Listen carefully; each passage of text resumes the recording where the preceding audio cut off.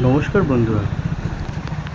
117 নম্বর জাতীয় সড়ক আমতলা নিবারণ দত্ত রোড, রাস্তার হাল যে এতটাই খারাপ, এত বড় বড় গর্ত যে ধারণার বাইরে।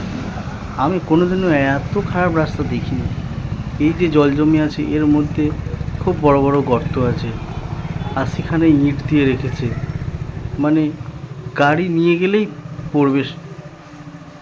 এখানে এই রাস্তাগুলোতে প্রচুর জ্যাম হতো, প্রচুর গাড়ির জ্যাম হতো। এখন আর কোনো গাড়িই নেই, খুবই অল্প দু একটা করে গাড়ি আসছে, সব অন্য রাস্তা দিয়ে যাতায়াত করে, বা খুব দরকার না পড়লে কেউ এই রাস্তায় আসে না। মানে রাস্তার অবস্থা এতটাই খারাপ। বর্ষার জল 2 দিন 3 দিন ধরে জমে আছে, বৃষ্টি 2 দিন 3 দিন হয়নি, তাও এই অবস্থা। যদি বৃষ্টি হতো তাহলে ভাবুন এই রাস্তার কি অবস্থা হতো। সব বড় বড় গর্ত, ইট দিয়েছে, মাঝখানে মাঝখানে কিছুই দেখতে পাবেন না, সব বড় বড় গর্ত রাস্তায়।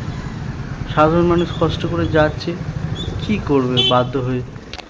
এত পরিমাণ খারাপ রাস্তা, সরকার কি একটু নজর দেয় না কেন জানি না। আর আশেপাশের নেতা এমএলএ তারাও বা কী করছে।